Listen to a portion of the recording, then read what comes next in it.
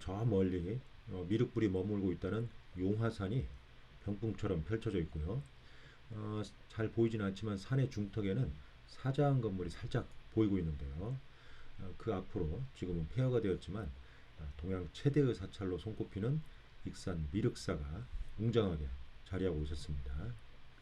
미륵사는 백제 무왕이 익산 지역을 경영할 목적으로 제2의 궁궐이라고 할 수 있는 도성을 가까운 곳인 왕궁리에 짓고 당시 대표적인 불교 신앙이었던 미륵 신앙으로 백제 사회를 다스리고자 했던 염원이 담겨 있는 곳이라고 할 수 있습니다. 이런 익산 미륵사가 백제에서 정치 사회적으로 차지하는 비중이 상당히 높았기 때문에 삼국유사에 창건설화가 전해지고 있는데요. 그 내용을 간략하게 요약하면 어느 날 무왕이 신라 출신 왕후였던 선화공주와 함께 용화산에 머물고 있는 지명법사를 만나기 위해서 이곳을 지나는데 갑자기 연못과 같은 늪지대에서 미륵 3존이 출현하였다고 합니다. 그러자 선화공주가 무왕에게 사찰을 창건할 것을 건의했고 그러자 무왕이 이를 허락했습니다. 그래서 많은 인력을 동원해서 넓은 늪지대를 메워서 그 이후에 사찰을 창건하고 절 이름을 미륵사라 했다고 합니다.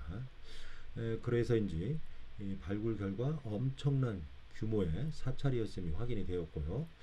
목탑이 세워진 가운데 중원을 중심으로 석탑이 좌우에 동원과 서원에 구역이 분리되어서 건립되어 있었던 그러니까 전체가 세 개의 구역으로 나누어진 독특한 구조로 확인이 되었습니다.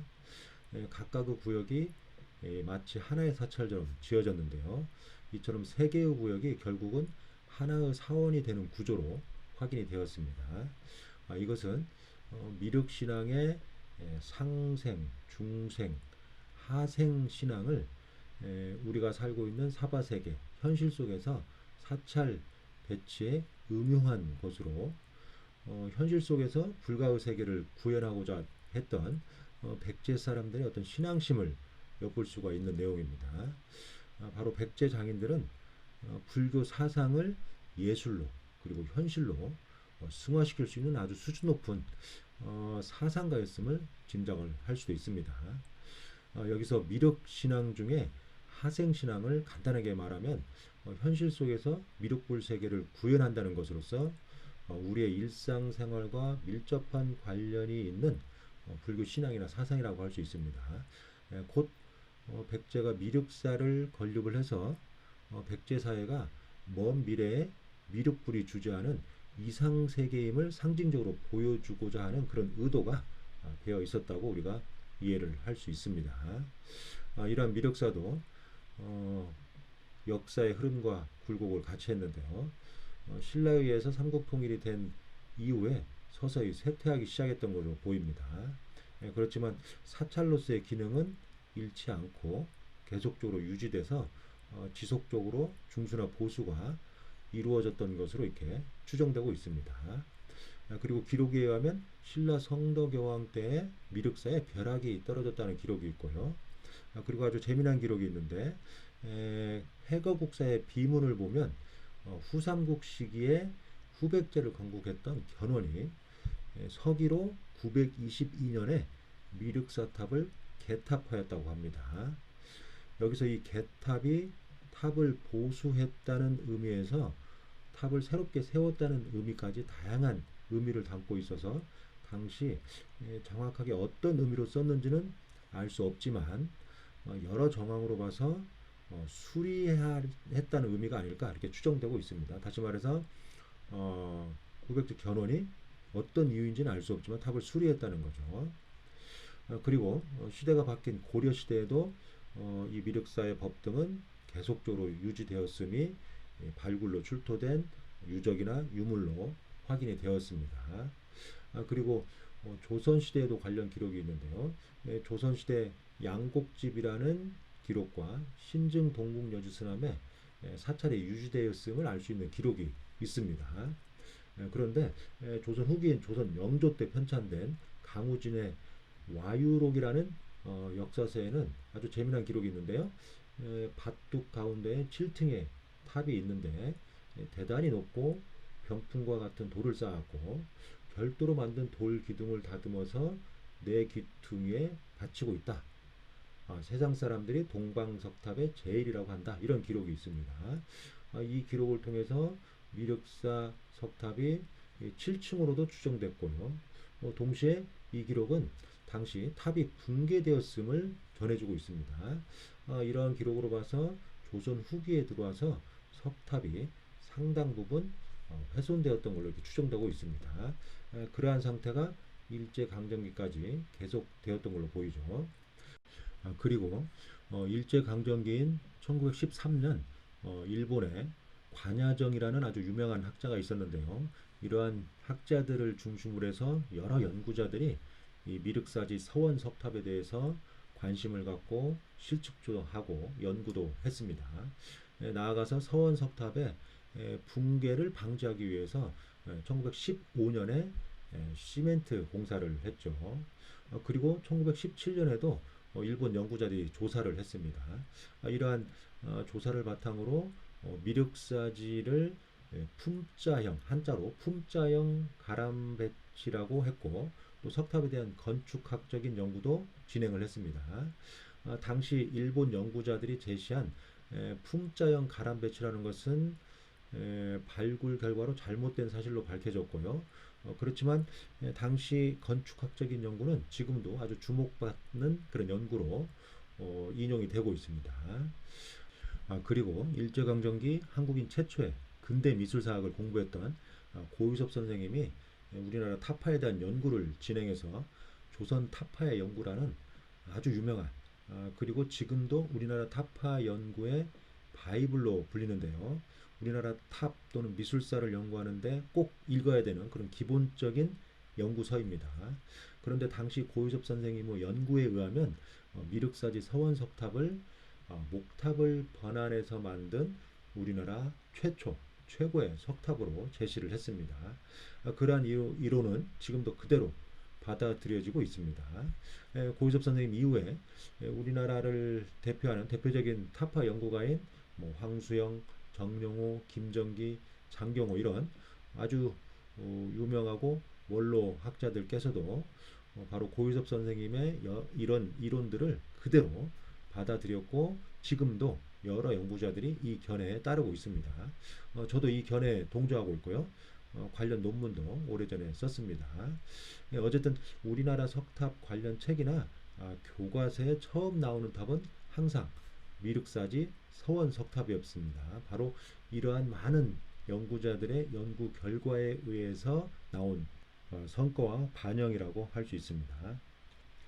한편 일제강점기에도 일부 일본인 연구자들이 백제 최초의 석탑은 부여 정림사지 5층 석탑이라고 제시하기도 했습니다.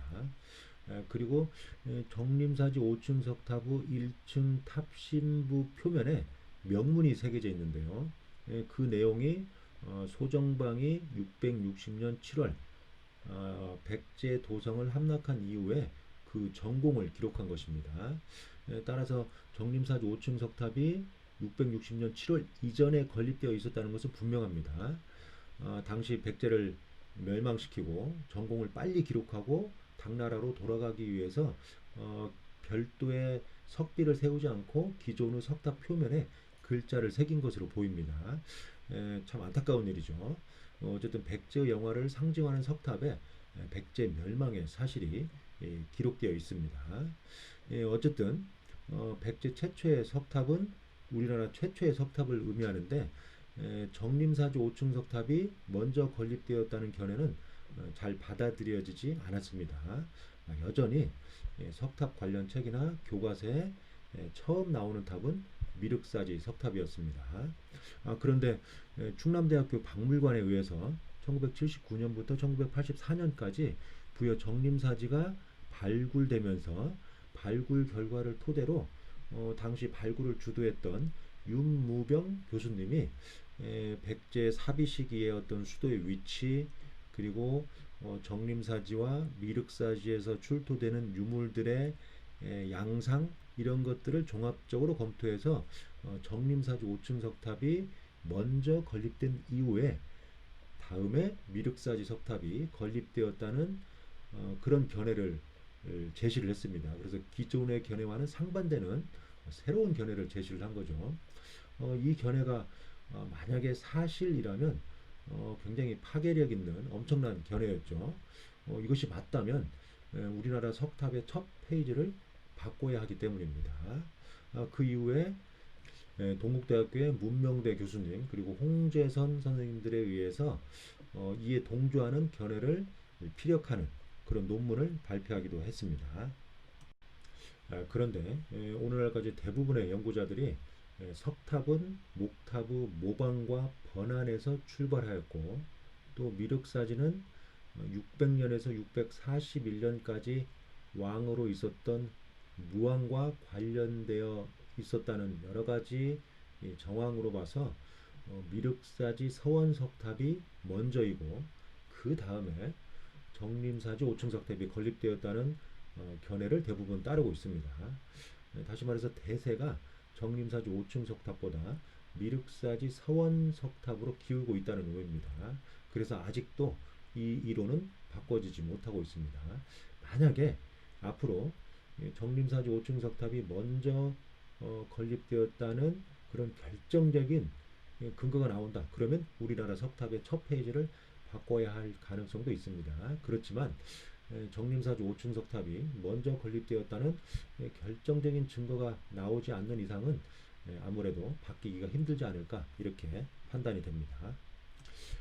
한편 우리나라 연구자에 의한 익선 미륵사지에 대한 본격적인 학술적인 조사는 1966년 홍사준 선생님에 의해서 시작되었습니다. 홍사준 선생님은 마지막 백제인이라고도 이렇게 호칭이 불리고 있습니다. 이 선생님은 백제 역사를 오랫동안 연구하신 분인데요. 고유섭 선생님 이후에 우리나라 미술사학을 크게 발전시킨 황수영, 진홍섭 교수님과도 아주 친분이 두터웠습니다. 이건 여담인데요. 현재 진홍섭 교수님의 아드님이 홍사준 선생님의 사위이기도 합니다. 어쨌든 홍사준 선생님은 백제사뿐만 아니라 미륵사지에 대한 연구의 어떤 기틀을 다지는데 굉장히 중요한 역할을 하셨던 분이라고 할 수 있습니다. 그리고 1974년부터 1975년까지 익산에 있는 원광대학교 만백제문화재연구소가 조사를 했습니다. 당시 이 원광대학교에도 백제 역사와 미륵사에 대해서 관심이 아주 높았던 김삼룡 교수님이 계셨는데요. 저도 여러 번 뵌 적이 있는데요. 제 은사님과 함께 이분은 미륵사지와 백제 역사 연구에 많은 진력을 하셨던 그런 아주 대표적인 분이십니다. 그리고 1980년대에 들어와서 국립문화재연구소가 주관을 해서 미륵사지에 대한 전면적인 발굴 조사를 했습니다. 당시 발굴 과정에서 동탑의 상륜부에 활용되었을 걸로 보이는 노반석이 발견되었습니다.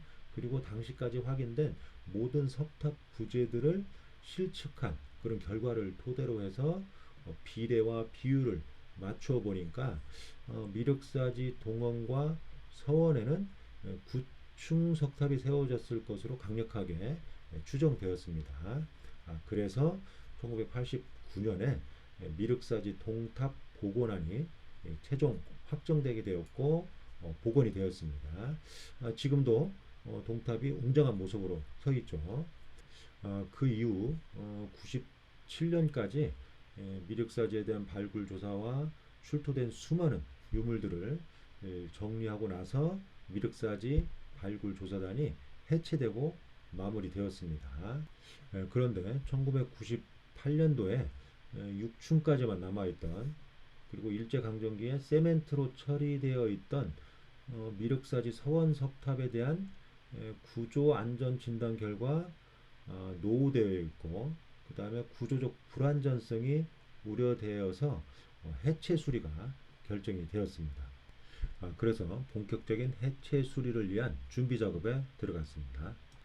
그리고 준비 기간을 거쳐서 2001년부터 2010년까지 석탑에 대한 전면적인 해체, 보수, 보존, 수리가 이루어졌습니다. 그런데 그 과정에서 2009년 1월에 석탑의 중심에 세워져 있는 심주석에서 사리장원고가 발견되었습니다. 당시 엄청나게 대석특별되었는데요. 역사로만 전해지던 백제 무왕이 선화공주가 마치 살아 돌아오는 것만 같은 그런 기분이었습니다. 엄청나게 많은 유물과 함께 금판 후 앞면과 뒷면에 총 193자의 기록도 남겨놨죠. 고대사 연구에서 가장 어려운 점이 기록이 많지 않다는 건데, 이 많지 않은 기록에 담비와도 같은 엄청난 그런 기록이었습니다. 그런데 그 기록의 핵심은 선화공주가 아닌 백제 좌평 사택적덕의 딸이 당시 왕으로서 재물을 희사해서 사찰을 짓고 기해년 정월 29일에 사리를 받들어 맞이해야 했고, 이 일로 대왕폐하의 수명이 연장되고 모든 사람이 부처님의 법으로 교화되고 영원토록 복리를 얻고 궁극적으로는 불도를 이루게 해달라는 그런 내용으로 확인이 되어 있습니다. 우리가 삼국유사를 통해서 알고 있었던 기존의 내용과 많이 달랐습니다. 그래서 많은 연구자들이 놀랐고, 또 삼국유사 기록이 대부분 상당히 신뢰할 만한 내용이라고 믿고 있었는데, 다른 내용의 기록이 발견되면서 삼국유사 기록의 어떤 신뢰성에 금이 가기도 했습니다.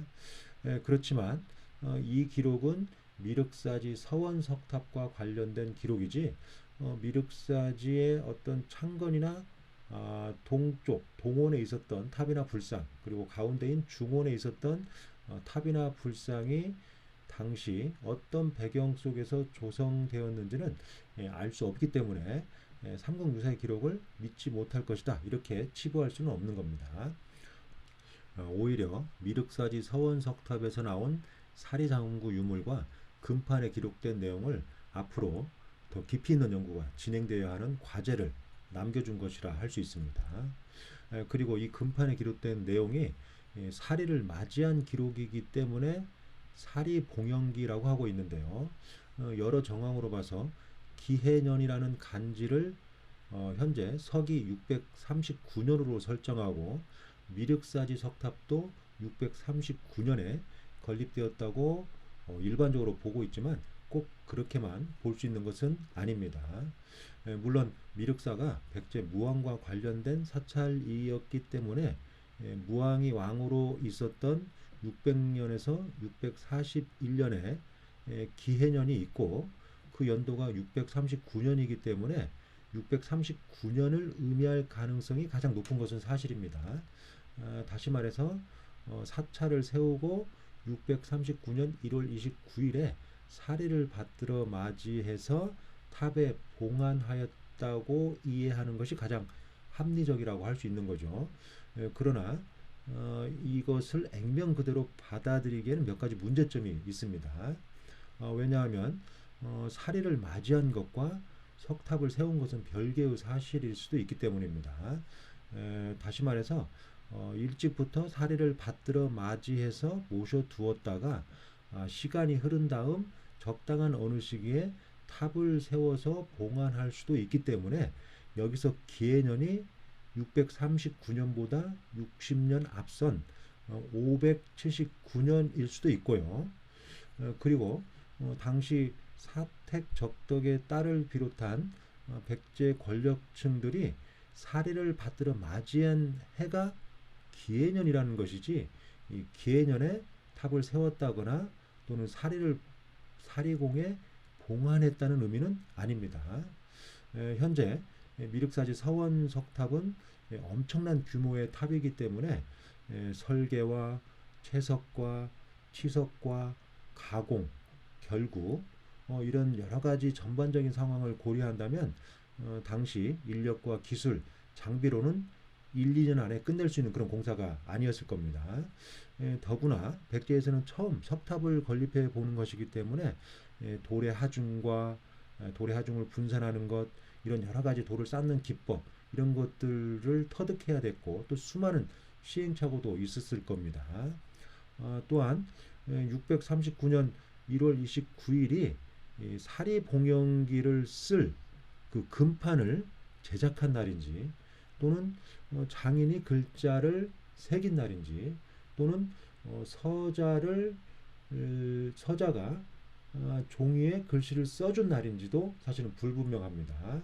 물론 발언자가 직접 글씨를 썼을 수도 있고요. 또 누군가의 부탁으로 글씨를 잘 쓰는 서자가 썼을 수도 있는데 서자가 종이에 글씨를 쓴 날일 가능성이 가장 높은 것은 사실입니다. 그렇지만 기해년 정월 29일이 어떤 의미를 담고 있는지는 정확하게 알 수가 없습니다. 앞으로 깊이 있는 연구가 이루어져야 할 걸로 보입니다. 특히 대부분의 경우 사리를 맞이하거나 봉헌하는 것은 부처님 오신 날 이루어지는데 왜 하필 정월 29일인지 이 부분도 검토가 이루어져야 할 걸로 보입니다. 어쨌든 이러한 여러 정황을 고려할 때 미륵사지 서원석탑은 639년 1월 29일보다 훨씬 이전에 설계에 따른 공사가 진행되었을 걸로 보입니다. 그리고 그 이후에도 다시 말해서 639년 이후에도 여러 해에 걸쳐서 공사가 진행된 후에 석탑이 완공되었을 것입니다. 이런 의미에서 639년의 의미는 굉장히 다양하다고 볼 수가 있습니다. 그래서 어떤 해라고 딱 못 박아서 말하기는 상당히 어려운 그런 연도임에도 불구하고 마치 639년에 석탑이 설계되고 시공되고 공사가 모두 완료된 석탑이 건립된 해로 착각을 하고 있습니다. 이런 부분은 앞으로 조금 더 여러 가지 상황을 고려해야 될 걸로 이렇게 판단이 됩니다. 저도 예전에 미륵사지 서원석탑과 정림사지 5층 석탑의 선후 문제에 대해서 장문의 논문을 썼었는데요. 이 639년 1월 29일이라는 날짜가 있는 사리 봉영기가 출토되면서 새롭게 접근할 필요성이 있어서 현재 백제 불교사의 어떤 전반적인 전개 과정 속에서 이 명문이 갖는 의미 그리고 석탑과의 관련성 등을 파악하기 위해서 다양한 각도에서 검토를 진행하고 있습니다. 가능하면 빠른 시일 내에 논문을 완성하려고 하는데 고려해야 될 사항이 많아서 논문을 완성하고 발표하기가 만만치 않네요. 어쨌든 최선을 다하려고 하고 있습니다. 이 문제는 우리나라 석탑 역사와 관련해서 굉장히 중요합니다.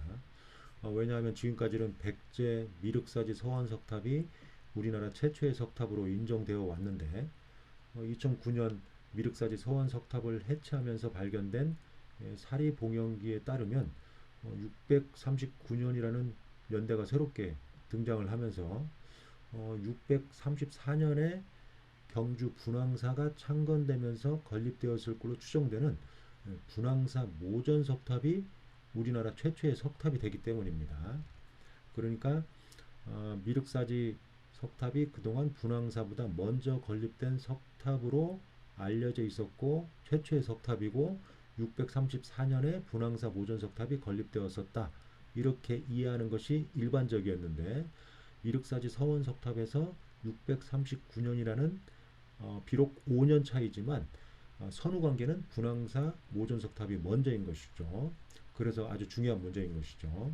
물론 분황사는 돌을 벽돌처럼 다듬어 만든 전탑형 석탑이기 때문에 두 석탑을 직접적으로 비교하는 것은 어렵지만 분황사 모전 석탑이 돌로 만든 석탑인 것은 분명합니다.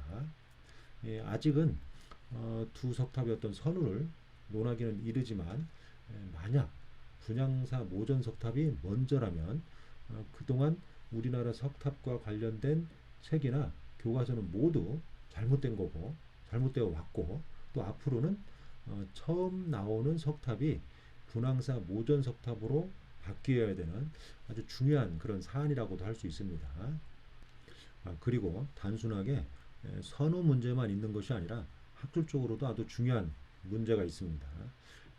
다시 말해서 우리나라 최초의 석탑이 분황사 모전 석탑이라면 그동안 우리나라 석탑의 출발이 지금까지는 일반적으로 목탑에서 출발하였고 목탑을 번안하여서 석탑을 창안하였고 그 이후에 석탑을 발전시켜 나갔다고 일반적으로 이해되어 왔는데, 만약에 분황사 모전 석탑이라면 우리나라 석탑이 중국의 전탑에서 모전 석탑 그리고 석탑으로 발전했다는 논리가 만들어질 수 있기 때문에 우리나라 석탑의 어떤 독창성, 창의성 이런 것들이 그만큼 상쇄된다고 할 수가 있습니다. 이처럼 미륵사지 서원석탑이나 분황사 모전석탑이 모두 우리나라 석탑이기 때문에 아무런 문제가 없는 것 같지만 어느 석탑이 먼저 건립되었냐에 따라서 우리나라 석탑의 어떤 시원과 발전 과정이 달라질 수 있기 때문에 아주 중요한 그런 사안이라고 할 수가 있습니다. 그리고 저는 개인적으로 현재 미륵사지 서원석탑 모습을 보면 문화재를 연구하고 있는 연구자의 한 사람으로서 자책을 하게 됩니다.